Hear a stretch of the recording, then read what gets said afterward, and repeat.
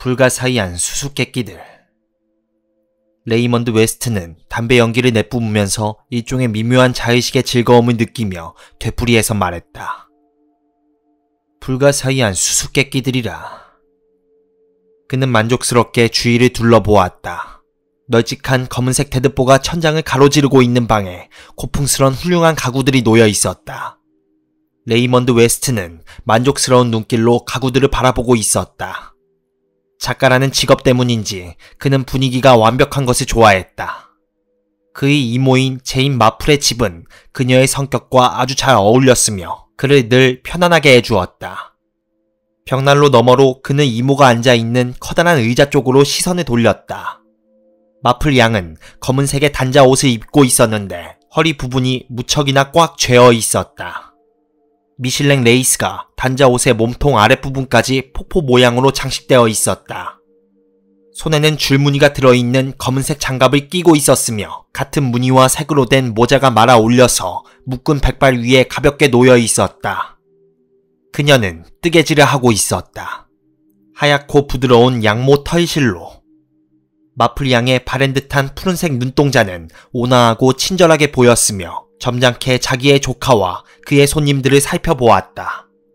그녀는 먼저 의젓하고도 명랑한 조카인 레이먼드를 쳐다보았다.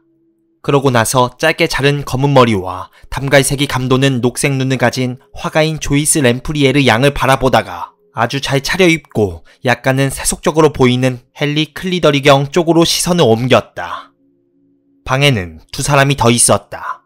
나이가 지긋한 구교 목사인 펜더 박사와 아주 깡마른 몸에 안경을 끼고서 항상 안경 너머로 상대방을 쳐다보는 사무 변호사인 페더릭 씨였다.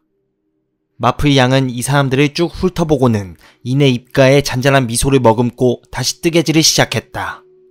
페더릭 씨가 말을 꺼내기 전에 의뢰하는 마른 기침 소리를 냈다. 그게 무슨 말인가, 레이먼드. 불가사의한 수수께끼들이라니. 허허.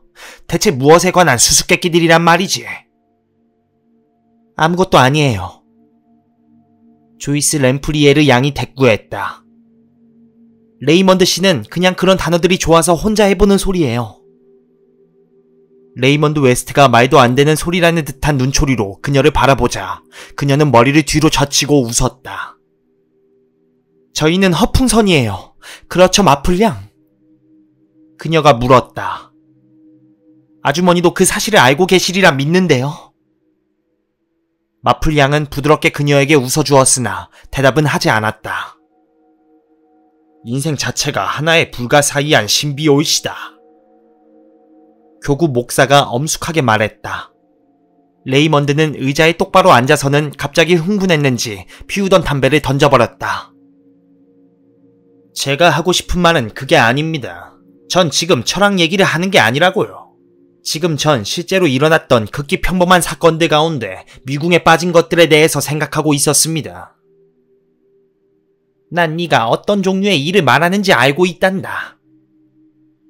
마플 양이 끼어들었다. 예를 들자면 카루더스 부인은 어제 아침에 아주 이상한 경험을 했지.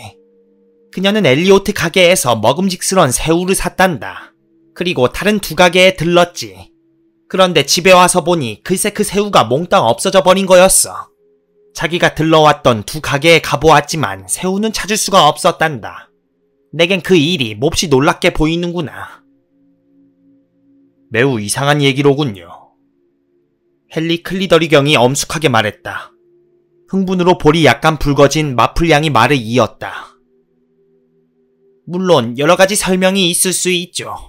가령 다른 누군가가. 레이먼드 웨스트가 어처구니 없다는 듯한 표정으로 말했다. 이모님, 제가 말하고 싶었던 것은 마을에서 일어난 사소한 사건이 아니에요. 전 살인사건과 실종사건에 대해서 생각하고 있었다니까요. 헨리경이 마음만 먹는다면 당장이라도 말해줄 수 있는 그런 사건들 말이에요. 하지만 난 아무데서나 그런 전문적인 이야기를 하지 않네. 난 결코 그런 이야기를 하지 않지. 헨리경이 겸손하게 말했다. 헨리 클리더리경은 얼마 전까지 런던 경시청의 국장으로 일해왔다.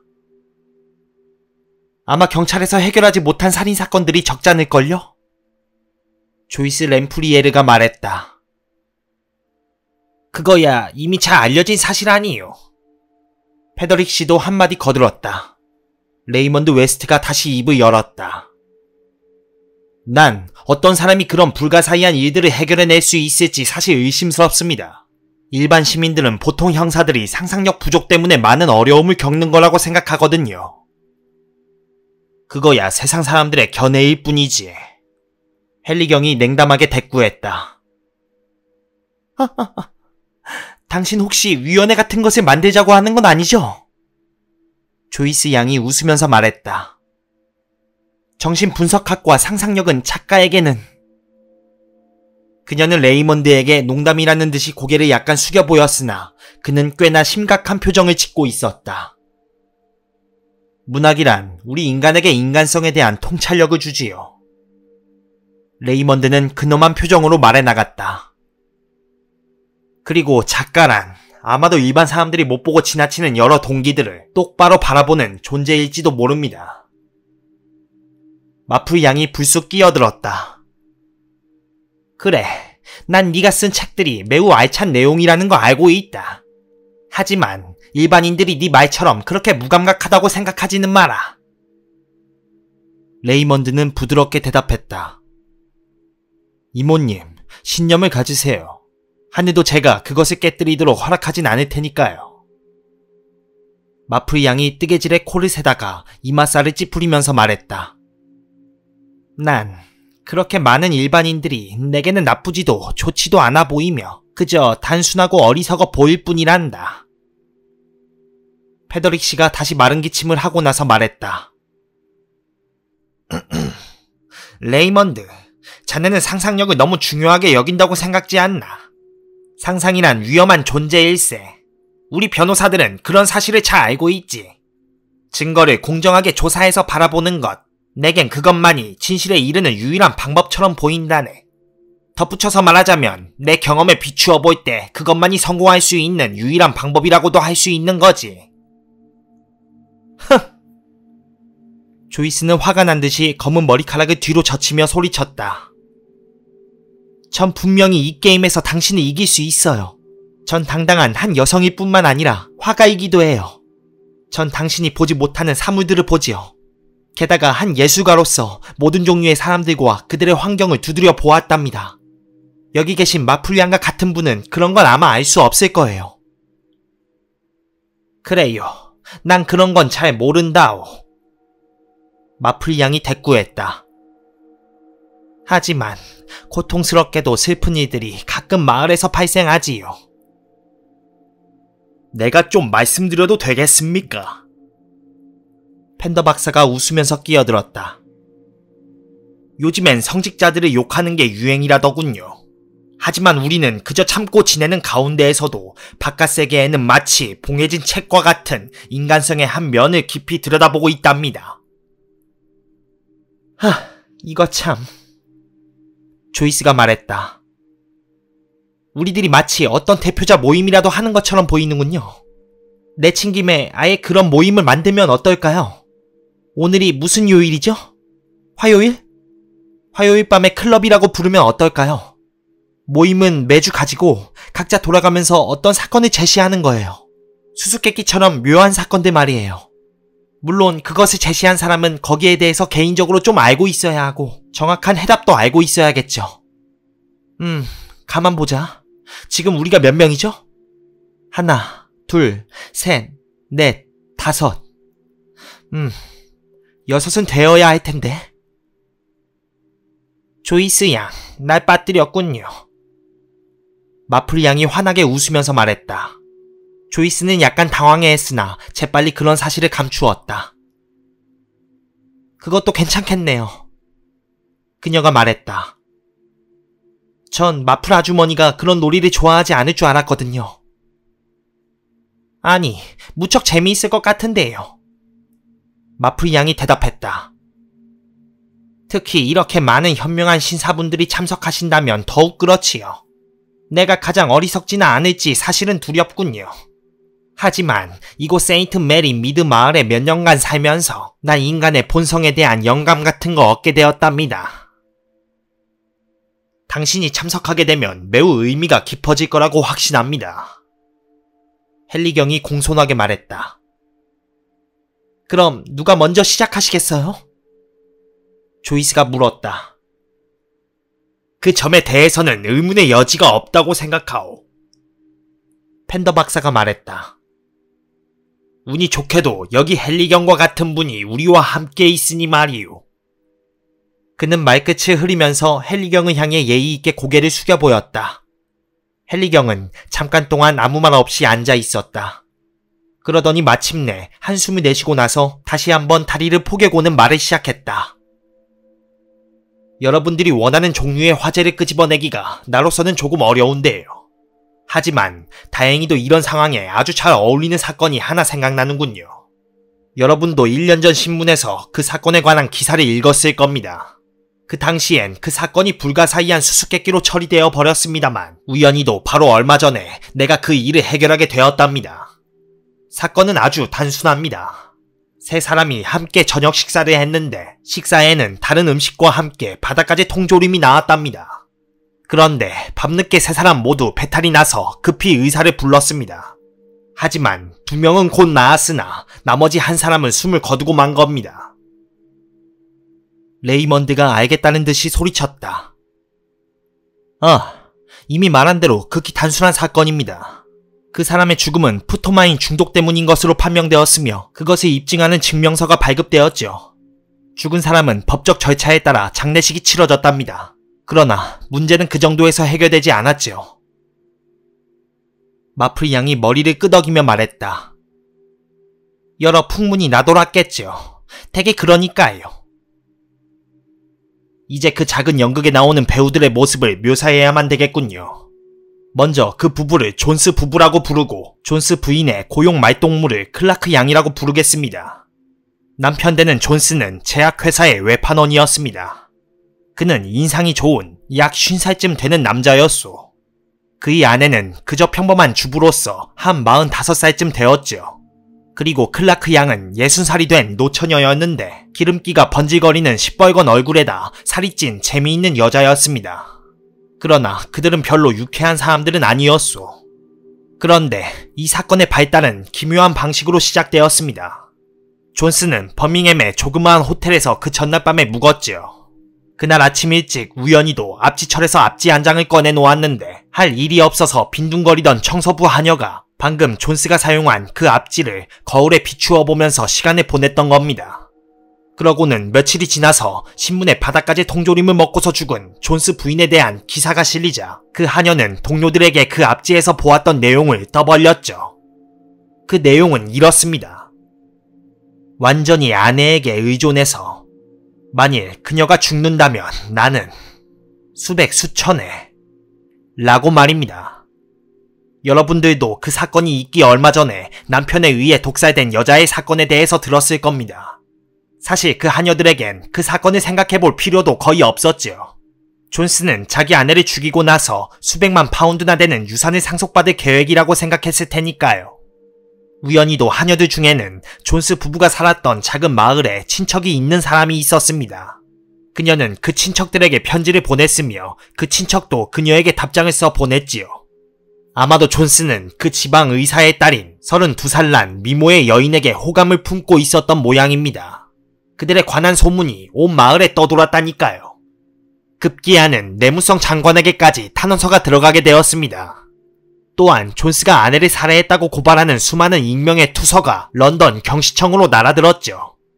그때 우리는 그런 게 단지 쓸데없는 마을의 풍문이나 유언비어에 지나지 않는다고 생각했습니다. 그러던 중에 그런 여론을 진정시키기 위해서 사건 재수사 명령이 상부에서 내려왔어요. 그런데 그 결과 신빙성이라곤 조금도 없는 시민들의 추측이 옳은 것으로 증명되었던 겁니다. 검시 결과 존스 부인이 비소 중독으로 죽었다는 사실을 명백히 해줄 수 있는 과다한 양의 비소가 시체에서 발견되었던 거지요. 그래서 런던 경시청이 지방 경찰과 함께 비소가 투여된 방법과 그 범인을 밝혀내기에 이르렀답니다. 와, 멋진데요. 정말 신나는 일이에요. 조이스가 소리쳤다. 경찰에서는 당연히 남편을 의심하게 되었죠. 그는 아내의 죽음으로 덕을 보았으니까요. 그러나 호텔 하녀가 황홀하게 상상해보았던 수백만 파운드가 아니라 정확히 현금 8천 파운드 뿐이었습니다. 그는 열심히 벌어들이긴 했지만 돈은 별로 모으지 못했던 모양입니다. 여자들을 꽤나 좋아해서 바람 피우는데 죄다 쏟아 부었던 거죠. 우리는 그가 의사의 딸을 좋아했다는 소문을 가능한 한 자세히 조사해보았습니다. 하지만 한때 그들이 매우 친했다는 것은 확실했으나 2달 전에 갑작스럽게 관계가 끊어진 이후로는 전혀 만난 것 같지 않더군요. 그 의사는 나이가 지긋한 강직하고 믿을만한 남자였는데 시체 해부 결과에 그만 넋을 잃어서 말조차 제대로 못할 정도였습니다. 그는 그 사건이 있던 날 밤 자정경에 탈이 나서 괴로워하는 세 사람을 진찰하려고 그 집에 갔습니다. 그는 즉각 존스 부인이 위독하다는 것을 알고는 자기 병원에 사람을 보내어 아편 알약 몇 개를 가져오게 해서 통증을 일단 가라앉혀 보려고 했습니다. 그가 애쓴 보람도 없이 그녀는 죽고 말았지만 그 의사는 뭔가 흑막이 있으리라고는 조금도 생각하지 않았답니다. 그는 단지 그녀가 보톨리누스 균 중독으로 사망한 것으로 확신했습니다. 그날 저녁 식사는 바닥까지 통조림과 샐러드, 크림 카스텔라, 빵, 그리고 치즈였습니다. 불행히 바닥까지는 하나도 남아있지 않았습니다. 모두 먹어치운 거죠. 빈 통조림통은 버렸고요. 그는 어린 하녀인 글래디스 린치 양에게 꼬치꼬치 캐물었습니다. 하지만 그녀는 몹시 당황하고도 흥분한 상태였는지라 의사는 그녀에게서 핵심을 알아내지 못했죠. 그러나 하녀는 그 통조림은 전에 따놓은 것도 아니었고 자기가 보기엔 아주 싱싱한 것이었다는 말만 되풀이했습니다. 우리가 밝혀낸 사실들은 이런 정도였습니다. 만일 존스가 흉악하게도 자기 아내에게 비소를 투약했다면 세 사람이 음식을 함께 먹었던 저녁 식사 때에는 어떤 음식에도 비소가 들어가지 않았을 게 분명합니다.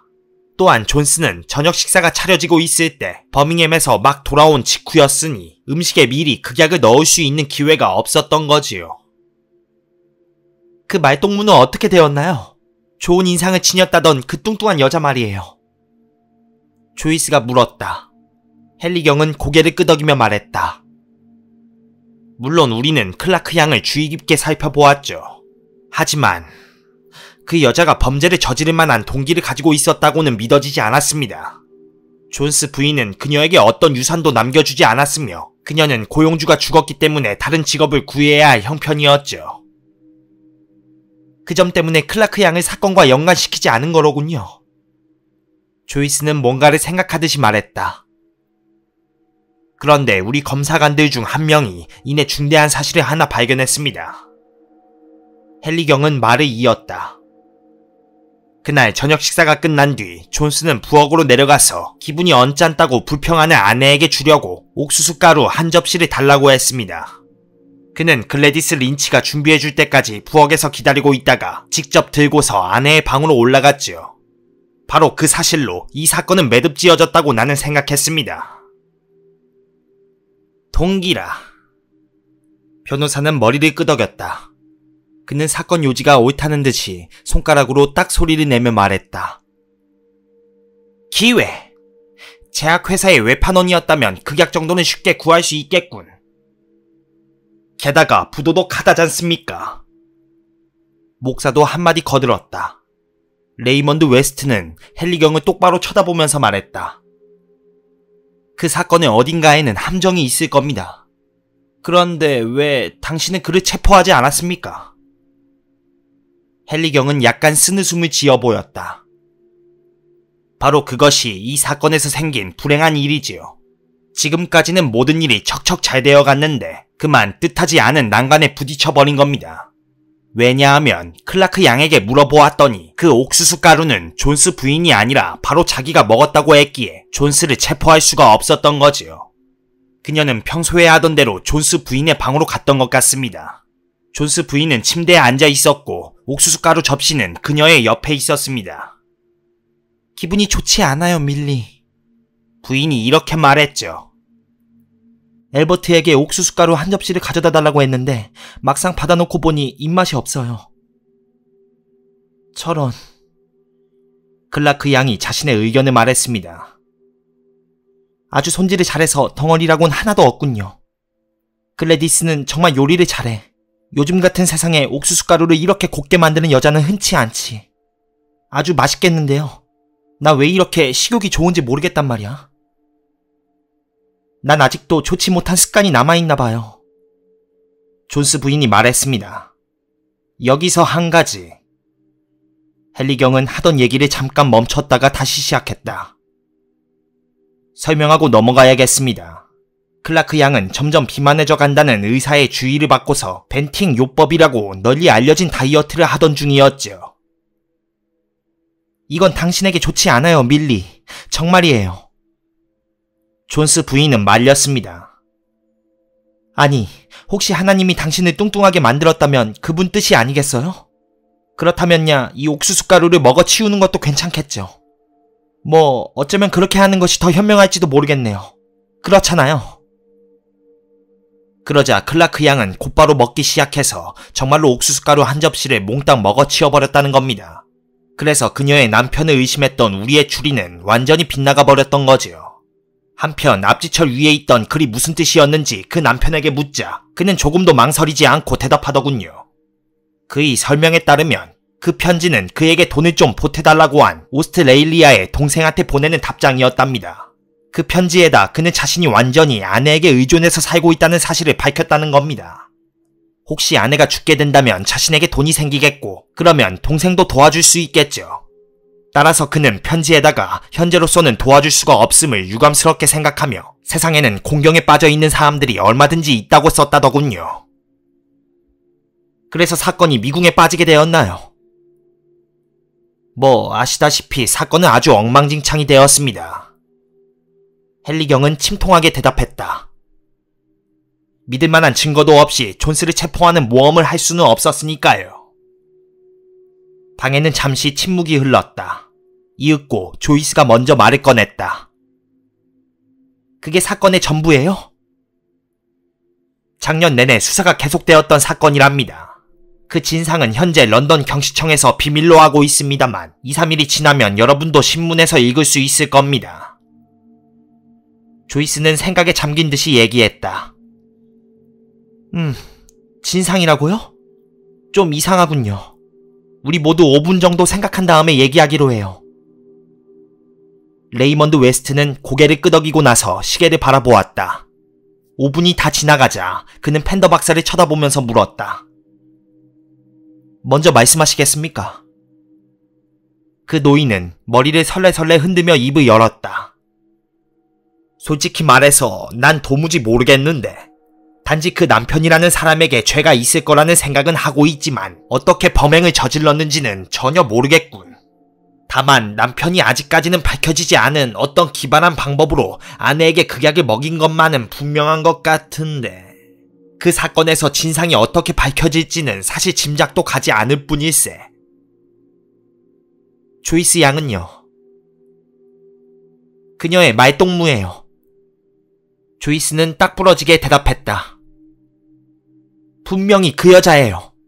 그녀가 어떤 동기를 갖고 있었는지 그거야 어떻게 알 수 있겠어요. 그녀가 늙고 뚱뚱하고 못생겼다는 이유만으로 존스 씨와 바람을 피우지 않았다고는 볼 수 없는 일이잖아요. 또 그녀는 다른 이유로 해서 존스 부인을 증오했을 수도 있어요. 돈 받고 말동무가 되어준다는 것에 대해 한번 생각해보세요. 언제나 명랑하게 행동해야 하고 맞장구를 치며 화가 나도 참고 견뎌야 하죠.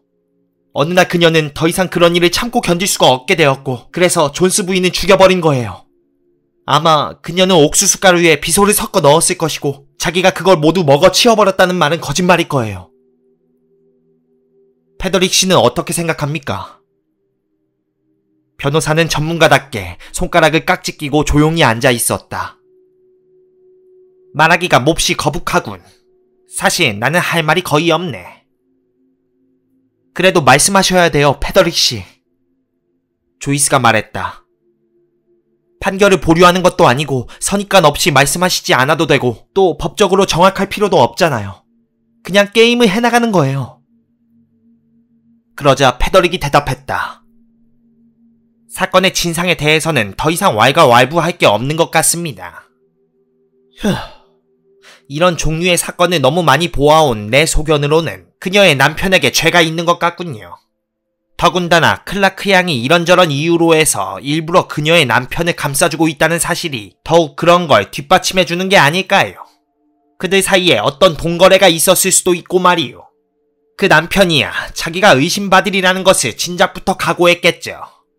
클라크 양은 앞으로도 빈곤하게 살아갈 게 뻔했기 때문에 나중에 상당한 액수의 돈을 받기로 하고 그 옥수수 가루를 자신이 모두 먹었노라 얘기하기로 약속했을 겁니다. 그거야 당연히 법에 걸리는 행위지요. 아주 대단한 범법 행위랍니다. 전 그 말에 찬성할 수 없는데요. 레이먼드가 끼어들어서는 설명을 계속했다. 선생님은 그 사건에서 중요한 사실을 하나 잊고 있습니다. 그 의사의 딸 말입니다. 제 나름대로의 견해를 말씀드리죠. 그 바닷가재 통조림은 실은 상한 거였습니다. 그래서 중독 증세가 나타났던 거겠죠. 의사는 존스 부인이 다른 사람들보다 바닷가재를 많이 먹었던 탓으로 몹시 고통스러워하는 걸 보고서 아편 알약을 가져오라고 사람을 보냈습니다. 그는 자신이 직접 가지 않고 사람을 보냈던 겁니다. 그렇다면 누가 그 심부름꾼에게 아편 알약을 주었을까요? 분명히 의사의 딸이 아니겠습니까? 그녀는 자기 아버지가 부탁한 약을 꺼내어 주었을 겁니다. 그런데 그녀는 존스와 바람이 나 있었습니다. 순간 그녀의 어두운 심성이 머리를 쳐들게 되었고 그를 자유롭게 해줄 수 있는 것은 자신의 손에 달렸다고 생각했을 겁니다. 그렇게 해서 그녀가 보낸 알약에는 흰색의 비소가 섞여 있게 된 것이 아닐까요? 이것이 바로 제 생각입니다. 자, 이제는 헨리경이 말씀해 주셔야겠어요. 조이스는 부탁하듯이 말했다. 잠깐만, 마플양은 아직껏 아무 말도 하지 않았군요. 헨리경이 말했다. 이런, 어쩜 좋아. 마플양은 소리쳤다. 코를 하나 빠뜨렸어요. 여러분 얘기가 너무 재미있어서요. 정말 슬픈 사건이로군요. 그 사건을 들으니 마운트에 살았던 하그레이브스라는 노인이 생각나는군요. 그 남편은 글쎄 모든 재산을 한때 그 집 가정부로 있었던 여자에게 남겨주었답니다. 게다가 그 여자와 사이에 아이를 5이나 낳았다지 뭡니까. 그런데도 그의 아내는 남편이 죽을 때까지도 전혀 의심하지 않았다던군요. 아주 좋은 아이야 하고 그 가정부를 칭찬할 정도였으니까요. 심지어 매일 자기의 침대요를 바꾸도록 하게 할 만큼 신뢰했답니다. 물론 금요일은 제외하고요. 그런데 하그레이브스 노인은 이 가정부를 바로 옆 동네에 살게 했답니다. 그리고 자신은 계속 교구 위원 노릇을 하며 매주 일요일마다 헌금용 접시 주의를 어정거렸다는군요. 레이먼드가 더 이상 참을 수 없다는 듯이 다그쳐 물었다. 사랑하는 제인 이모님, 도대체 이제 고인이 된 하그레이브스 노인이 이 사건과 무슨 연관이 있다고 그러시는 거죠? 이 얘기를 듣고 있으려니 갑자기 그 사람이 생각이 나더구나. 두 사건이 너무도 비슷하지 않니? 아마 가엾은 그 처녀는 지금쯤 실토했을 거야. 그리고 헨리경, 그렇게 해서 당신은 사건을 해결하게 되었을 텐데요. 어떤 처녀요? 레이먼드는 도무지 이해할 수 없다는 듯이 물었다. 이모님, 무슨 말을 하고 계신 거예요? 아, 왜, 그 글래디스 린치라는 가엾은 처녀 말이다. 의사가 자기에게 말을 걸었을 때 굉장히 흥분했을 거야. 그녀가 그랬던 것도 당연해. 가엾은 사람 같으니. 그 가엾은 처녀를 살인자로 만들다니. 저주받을 존스는 교수형에나 처해졌으면 좋겠구나. 그러나 사람들은 그 불쌍한 처녀도 사형에 처하라고 할 거야. 마플양, 뭔가 오해하고 계시는 것 같습니다. 페더릭이 입을 열었다. 그러나 마플양은 고집스럽게 고개를 젓고는 건너편의 헨리경을 바라보았다. 내가 옳았지요. 아주 명백한 일이에요. 내가 말하고자 하는 것은 바로 수백 수천, 그리고 크림 카스텔라예요. 누구든지 그걸 놓치지 않으리라 생각해요. 도대체 크림 카스텔라와 수백 수천이 어쨌다는 거예요? 레이먼드가 외치듯이 물었다. 요리사는 을에 크림 카스텔라 위에 수백 수천을 뿌린단다, 레이먼드. 분홍색과 흰색이 섞인 설탕이지. 나는 그들이 저녁 식사 때 크림 카스텔라를 먹었고 그 남편이 누군가에게 굵은 설탕에 대한 편지를 썼다고 들었을 때 당연히 그 두 가지를 연관시켜 보았던 거란다. 그 케이크는 굵은 설탕 대신 비소가 묻어 있었던 거야. 남편이 하녀에게 그걸 주면서 크림 카스텔라에 뿌리도록 시켰지. 그렇지만 그건 불가능해요. 조이스가 재빨리 말을 가로챘다. 왜냐하면 거기 있었던 사람 모두가 크림 카스텔라를 먹었으니까요. 아니에요. 마플 양이 대답했다. 기억하고 있겠지만 말벗인 클라크 양은 다이어트 중이었어요. 그러니 벤팅 요법을 실시하고 있었다면 절대로 크림 카스텔라 같은 건 먹지 않았을 거예요. 물론 존스 씨는 자기 몫의 카스텔라 위에 뿌려진 굵은 설탕을 긁어내어 그릇 한쪽에 남겨두었겠지요. 매우 영리한 아이디어였어요. 모든 사람들의 시선이 일제히 헨리경에게 집중되었다. 매우 교묘한 수법이었습니다. 그는 천천히 말을 꺼냈다. 그러나 마플 양은 그 사실을 우연히 생각해내신 것 같군요. 그 남편은 흔히 말하듯이 글래디스 린치를 함정 속에 빠뜨렸고 그래서 그녀는 거의 절망적인 상태에 빠지게 되었던 겁니다. 그는 아내를 눈의 가시처럼 여기고 있었으며 글래디스에게 아내가 죽으면 결혼하겠다고 약속했다더군요. 그는 굵은 설탕에 비소를 섞어 글래디스에게 건네주면서 어떻게 사용해야 하는지 가르쳐 주었죠. 글래디스 린치는 일주일 전에 죽었습니다. 그녀의 아이는 태어나자마자 죽었고 존스는 그녀를 버리고 다른 여자에게 갔지요. 임종 시에 그녀가 진실을 고백했습니다. 잠깐 동안 방 안에 침묵이 흘렀다. 마침내 레이먼드가 입을 떼었다. 제인 이모님, 이것은 이모님이 마친 거예요. 세상에, 전 이모님이 이런 사건을 밝혀낼 수 있으리라고는 생각지도 못했고 또 부엌에서 일하는 조그만 아가씨가 그런 끔찍한 사건에 연루되었으리라고는 정말 생각지도 못했답니다. 아니란다, 레이먼드. 마플 양이 말했다. 하지만 넌 나만큼은 인생에 대해서 잘 모르지. 존스 같은 유형의 남자는 음탕하고 교활한 사람이야. 난 그 집에 어여쁜 아가씨가 있다는 말을 듣자마자 그가 그녀를 그대로 내버려 두지는 않았으리라고 느꼈어. 너무 슬프고 고통스러워서 얘기하기에 그리 좋은 일은 못 되는구나. 그 사건이 하그레이브스 부인에게 충격이었겠지만 난 너에게 마을에선 흔히 있을 수 있는 일이라는 것을 차마 얘기할 수 없구나.